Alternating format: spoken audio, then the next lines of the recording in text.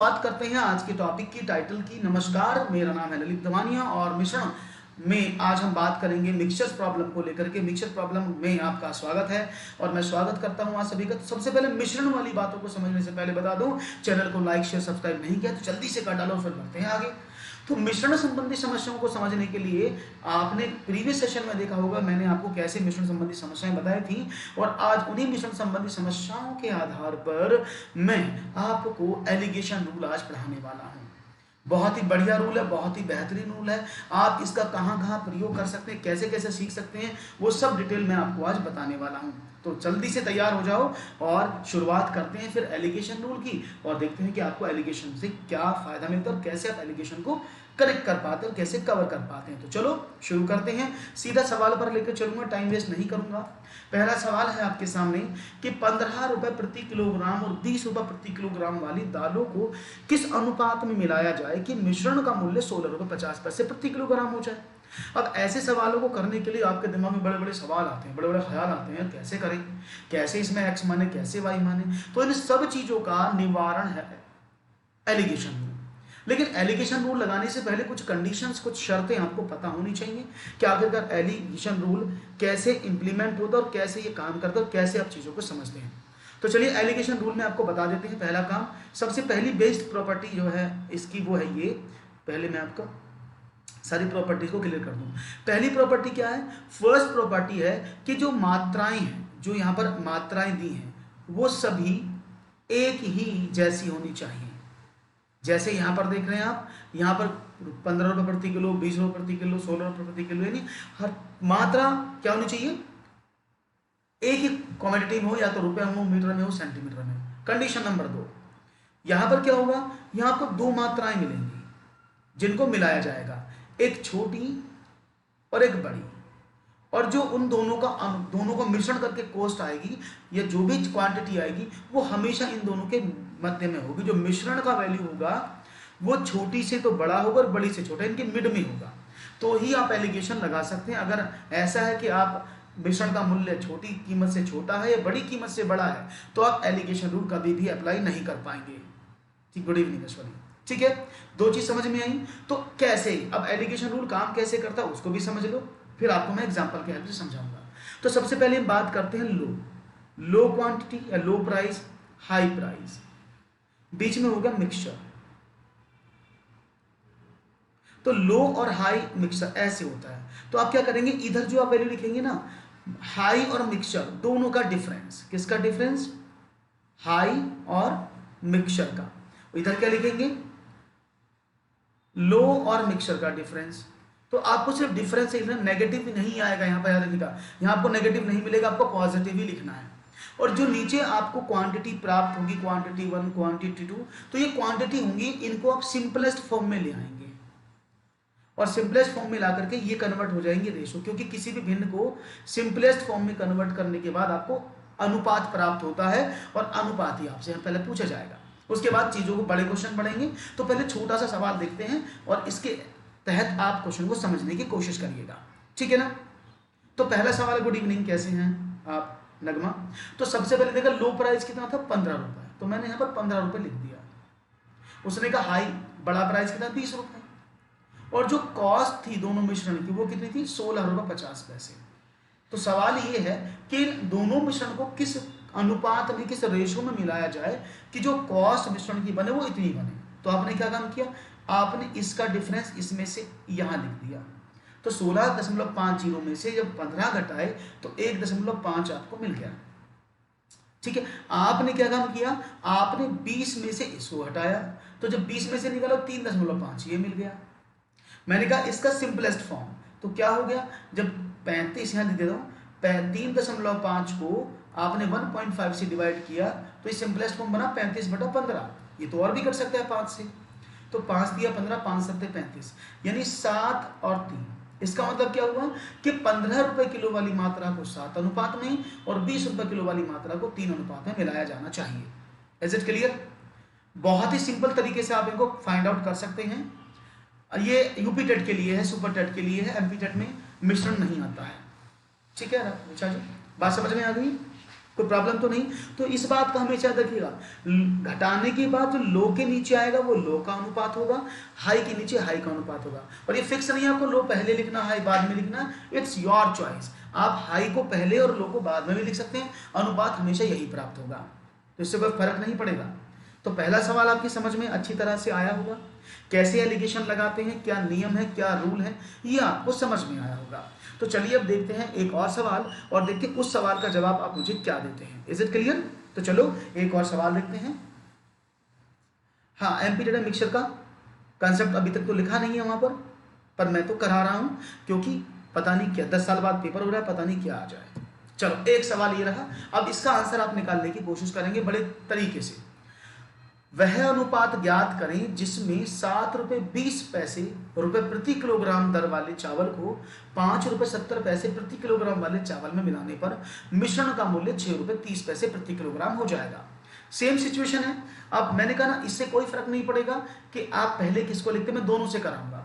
For example आपने पहले ये लिखा ना, तो आपने पहले यही लिख लिया 7 रुपये 20 पैसा, दूसरी मात्रा थी 5 रुपये 70 पैसे, और जो मिश्रण का कॉस्ट था वो कितना था 6 रुपये 30 पैसे। कोई प्रॉब्लम तो नहीं यहाँ तक? तो आगे का तरीका तो आपको पता है, इन दोनों का डिफरेंस यहाँ लिखना है। जब आपने निकाला तो ये कितना बचा 5.5 आएगा ना। चलिए 7 और दोनों 0.90, क्लियर है। जब इसको घटाया तो कितना मिला 0.6, 3 और 3 6, यही आया ना।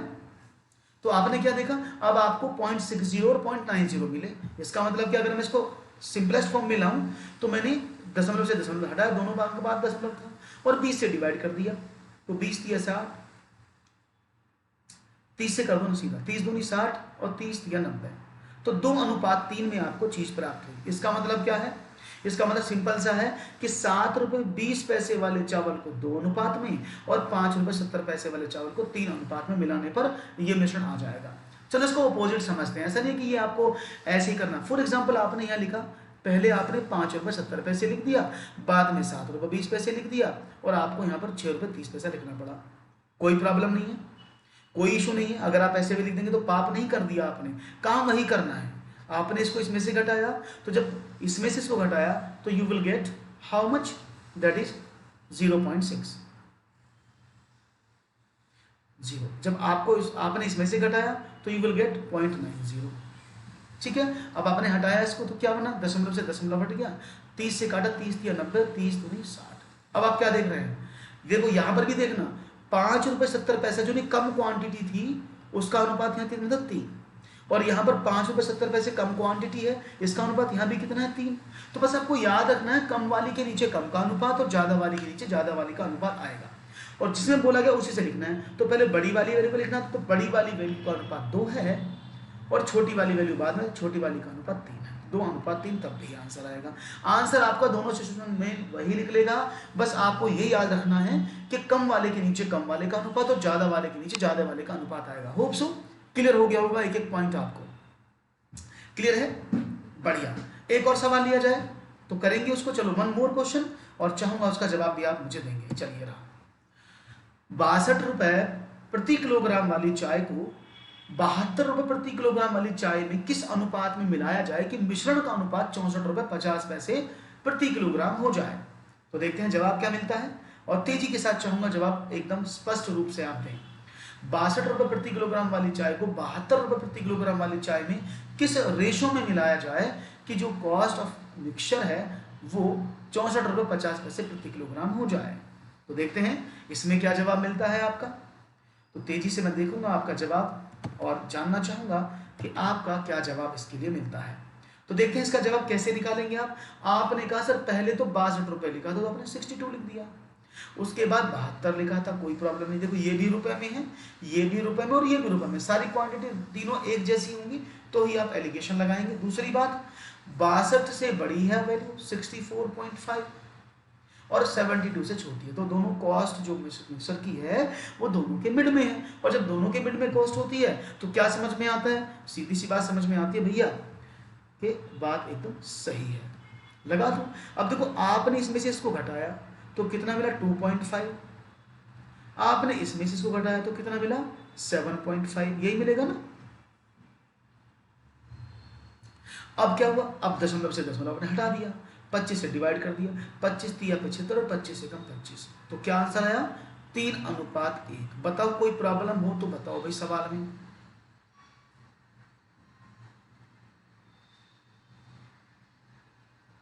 ठीक है विनोद जी, जब घटाएंगे तो 7.5 बचेगी, इसमें 2 ही तो बचेगा विनोद जी, आपने 5 कैसे कर दिया, है ना। तो इट्स 3.1।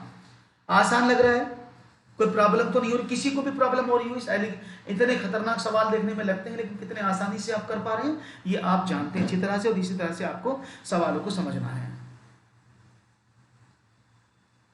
हाँ हाँ, यूनिट अलग, हाँ वो बताऊंगा आगे। जैसे अगर आपको यूनिट अलग मिल जाती है, आपके मन में विचार आ रहा है कि सर अगर यूनिट अलग अलग हो तो कैसे करेंगे, तो तब एलिगेशन नहीं लगेगा, then we have to convert the units first और we can apply another formula. Clear, चलो एक बार करके बताओ, जल्दी से बताना। इस सवाल को जो करेगा उसे चॉकलेट मिलेगा, वर्चुअली चॉकलेट। 60 रुपए प्रति किलो तथा 65 रुपए प्रति किलो मूल्य वाली 2 प्रकार की चाय को किस अनुपात में मिलाया जाए ताकि मिश्रण को 68 रुपए 20 पैसे प्रति किलो की दर से बेचने पर 10% का लाभ हो। तो देखते हैं आपका जवाब क्या मिलता है। 60 रुपए प्रति किलोग्राम तथा 65 रुपए प्रति किलोग्राम वाली चाय को किस अनुपात में मिलाया जाए। सवाल ढंग से करना समझ के, तो आपको एक बार में सवाल का मीनिंग क्लियर हो जाएगा और आप एक बार में जान जाएंगे क्वेश्चन क्या पूछना चाह रहा है आपसे। तो देखते हैं जवाब क्या था और कैसे आप समझ रहे हैं।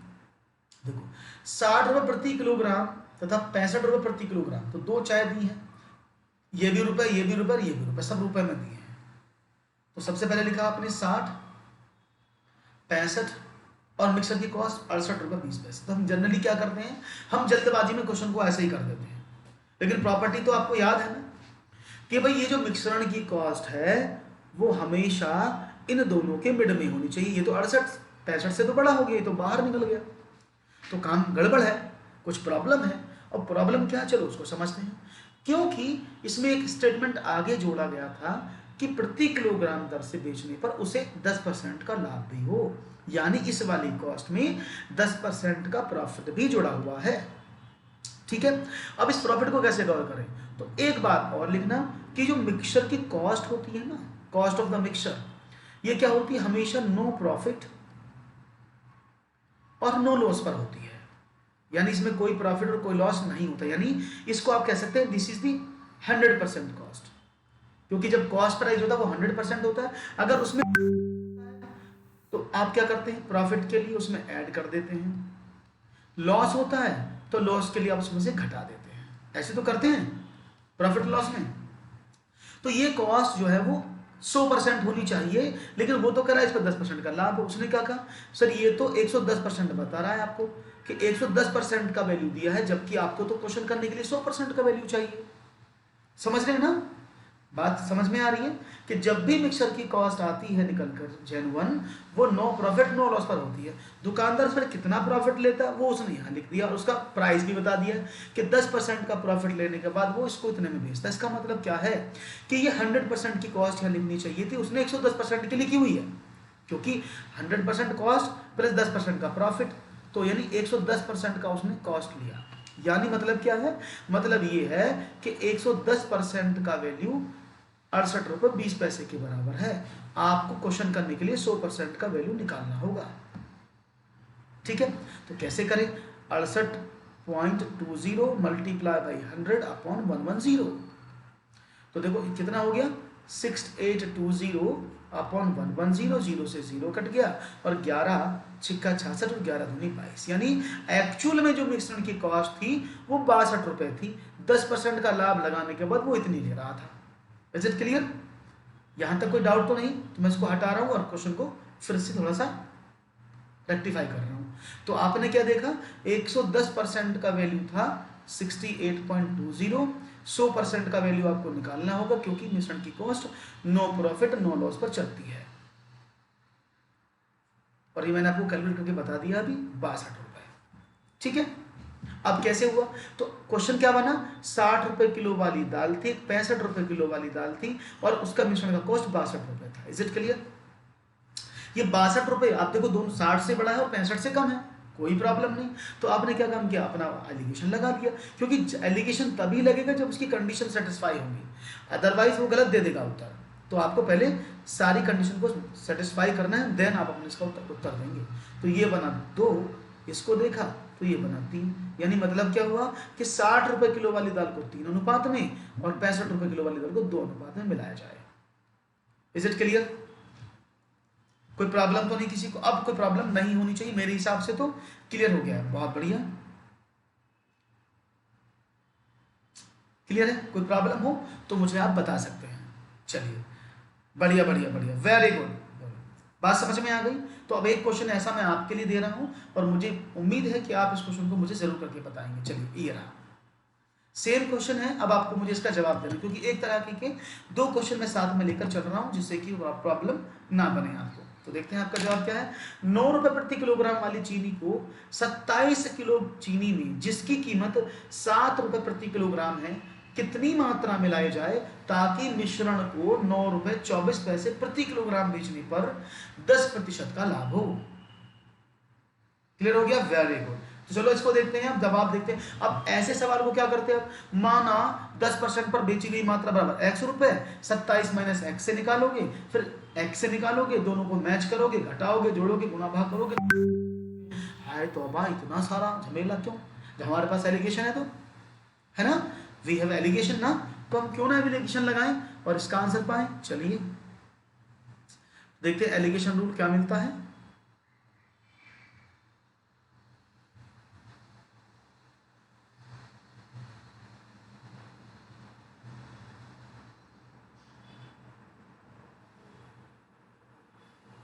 जल्दी बताइएगा, मैं देखता हूँ इसका आंसर क्या मिलता है। चलो मैं समझा देता हूँ, थोड़ा सा बड़ा क्वेश्चन है, इसको समझिएगा तो आपको एक बार में सारे डाउट शायद में भी क्लियर हो जाए। वो डाउट क्या समझिएगा, पहले सवाल को समझ लेना, क्योंकि उसने कहा एक आपके पास 9 रुपए वाली चीनी है को 27 किलो चीनी है जिसका रेट है 7 रुपए प्रति किलो, जिसकी कीमत 7 रुपए, उसमें कितनी चीनी मिलाई है? 9 रुपए किलो वाली चीनी को 7 रुपए किलो वाली चीनी में मिलाया है, और 7 रुपए किलो वाली चीनी की जो क्वांटिटी 27 है, तो आपको इसकी क्वांटिटी पूछे कि इसकी क्वांटिटी कितनी होगी। 9 रुपए वाले की क्वांटिटी पूछे कितनी होगी, 7 रुपए वाली चाय की क्वांटिटी दी है, वो चीनी की क्वांटिटी दी है।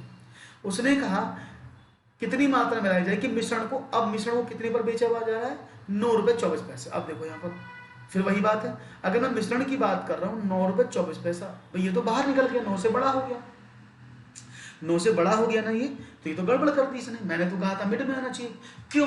क्योंकि इस पर 10% का लाभ है, और यहाँ क्या लिखते हैं आप, नो प्रॉफिट नो लॉस। तो यानी ये 110% का वैल्यू आपको दिया है 9 रुपए 24 पैसा, आपको 100% का वैल्यू निकालना है।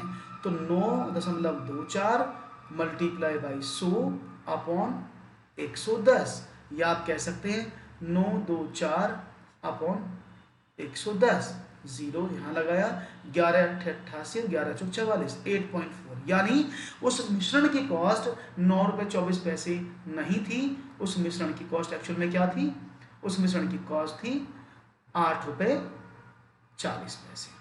ठीक है, घटाते हैं, इसका देखते हैं कितना निकलता है। आपने इसको सब्ट्रैक्ट किया तो आपको मिला 1.6, आपने इसको देखा तो कितना मिला,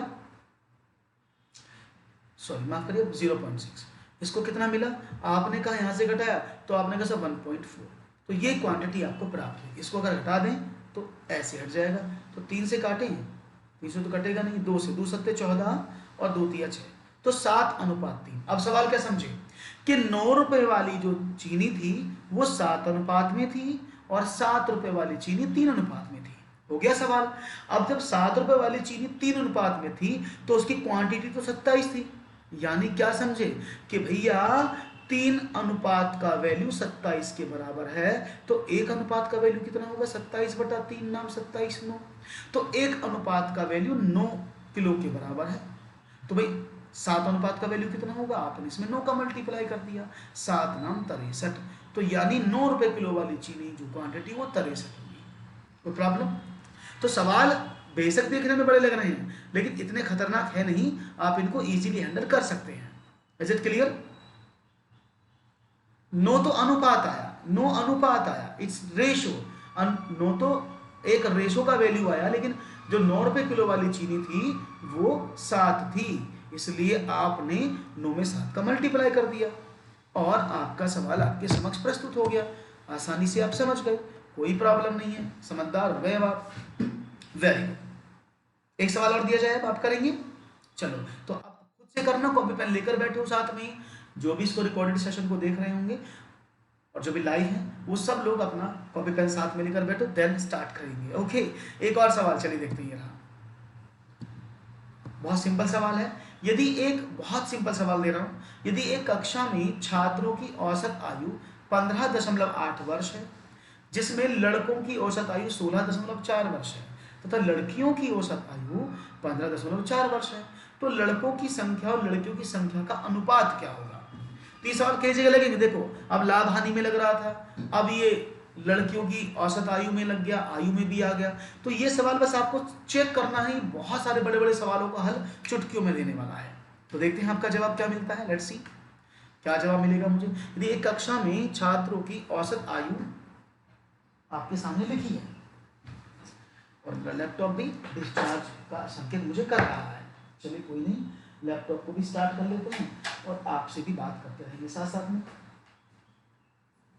यहाँ पर जवाब आप लोगों की तेजी से आने चाहिए, तो ये आपके लिए मैं वर्क दे रहा हूँ, तो it must be started from your side. मैं एक बार ऑन कर देता हूँ स्विच को।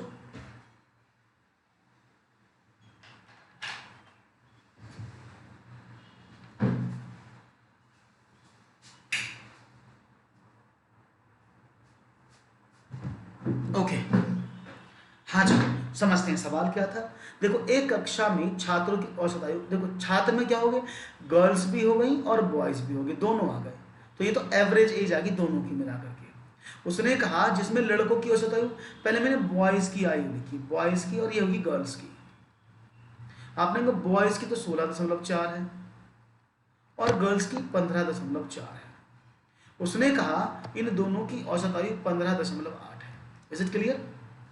अब आपने देखा यहां से और यहां से ऐसे, तो जब 16.4 है और 15.8 है तो सिंपल घटा दो। जब आपने घटाया तो 0.6 यहां पर मिला, आपको 4 मिला। जल्दी से आंसर आने लगे, क्या बात है, क्यों भाई, कितना बड़ा सवाल का जवाब कैसे दे रहे हैं। हाँ, तो क्या हुआ, अब इसको घटा दिया दशमलव से, तो क्या बना 2:3। समझ में आ गया? कोई बहुत ही आसान सवाल। तो ऐसे सवाल अगर पेपर में मिल जाएंगे, अब तो नहीं हार मानोगे, अब तो सवालों को फिनिश करके आओगे ना, खत्म कर देना सवालों को, अब कोई चांस नहीं है इनको कसने का। अब तो आपको इन पर अपना रौब जमाना है और सवालों को समझना है। बहुत ही खूबसूरती से जवाब मुझे मिलते हुए अब तो आप माइंडली सॉल्व करने लगे होंगे। चलो, तो एक और सवाल बताओ जल्दी से।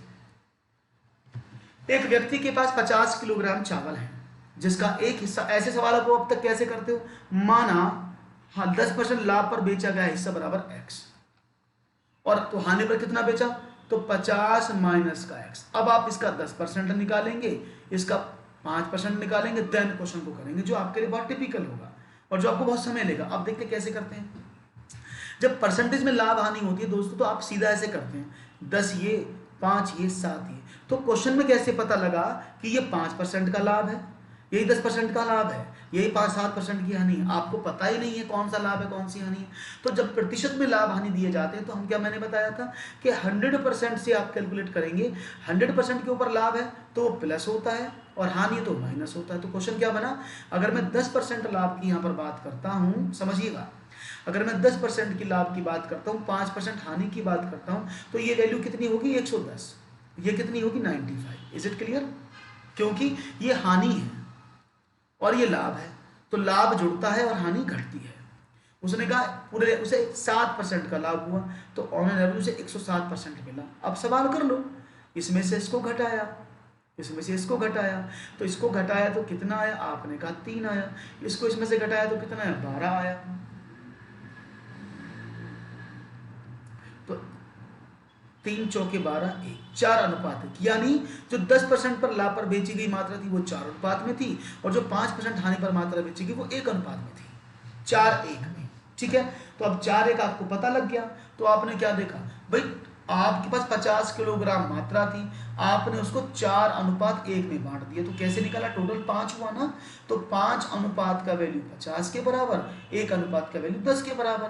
तो 10% लाभ पर कितने बेचे गए थे, 4 अनुपात, तो 10 की गुणा कर दो, तो 40 किलो चीनी बेची गई थी 10% लाभ पर, और 10 किलोग्राम चीनी बेची गई हानि पर। इज इट क्लियर, बात समझ में आ गई? कितना आसान सवाल आपने एक बार में कर दिया। कोई शक? तो मुझे तो लगता नहीं कि आप इन सवालों में कोई झमेला झेलने वाले हैं या आपको कोई प्रॉब्लम होने वाली है, मुझे लगता नहीं है। अब मुझे लगता है कि आप आसानी से इन क्वेश्चंस को कर सकते हैं, ऐसा मुझे उम्मीद जग गया है।